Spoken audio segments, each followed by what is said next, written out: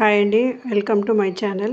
Vontimitta Sri Kodandaramaswamy temple Kadapa జిల్లాలో అత్యంత ప్రసిద్ధ శ్రీరామాలయంలో ఒకటి.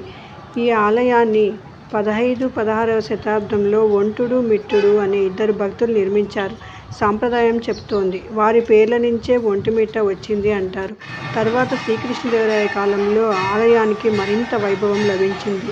ఈ ఆలయంలో శ్రీరాముడు, సీతాదేవి, లక్ష్మణ స్వామి ఒకే శిలలో చెక్కబడిన విగ్రహాలుగా దర్శనమిస్తారు. అది అత్యద్భుతమైన విజయనగర శిల్పకళ, విశాలమైన రాజగోపురం. ప్రతి సంవత్సరం శ్రీరామనవమి బ్రహ్మోత్సవాలు ఎంతో వైభవంగా జరుగుతాయి. టీటీడీ ఆధ్వర్యంలో శ్రీరామనవమి సందర్భంగా రాష్ట్ర స్థాయి కళ్యాణోత్సవం కూడా నిర్వహిస్తారు. ఒంటిమిట్ట చాలా బాగుంటుందండి.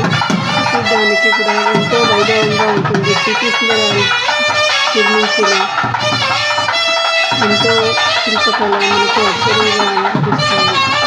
ఇక్కడికి మేము దర్శించడానికి వెళ్ళినప్పుడు ఎవరూ జనం లేరు, కానీ బ్రహ్మోత్సవాల టైంలో చాలా మంది జనం ఉంటారు. మేము వెళ్ళినప్పుడు ఎవరు తక్కువ ఉన్నారు. ఇక్కడ రూమ్స్ కూడా టీటీడీ వాళ్ళ ఆధ్వర్యంలో రూమ్స్ కూడా ఇస్తారు. రూమ్స్ చాలా బాగుంటాయి. మినిమం కాస్ట్ ఉంటుంది.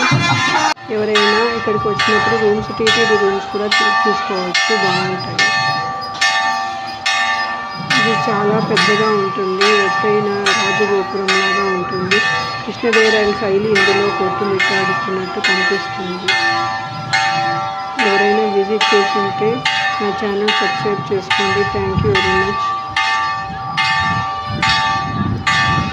ఇక్కడ ప్రసాదం కూడా ఇచ్చారు, మేము తీసుకున్నాము. చాలా బాగుంటుంది. రవకేసరి కానీ పరమాన్నం కానీ వండుతారు. స్వామివారికి ఎన్నో నైవేద్యాలు కూడా పెడతారు. మేము 2 రోజులు ఉన్నాము. చాలా బాగుంది. ఎవరైనా వెళ్ళింటే అక్కడ టీటీడీ రూమ్స్లో బస చేయొచ్చు.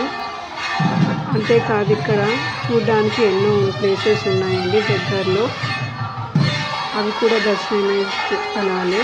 అవి కూడా చేసుకోవచ్చు. తాళపాక అని అన్నమాచార్య నీరు కూడా ఉంది. తర్వాత ఇంకా ప్లేసెస్ ఎన్నో ఉన్నాయి. బట్ మేము టైము సరిపోక మేము వెళ్ళలేదు.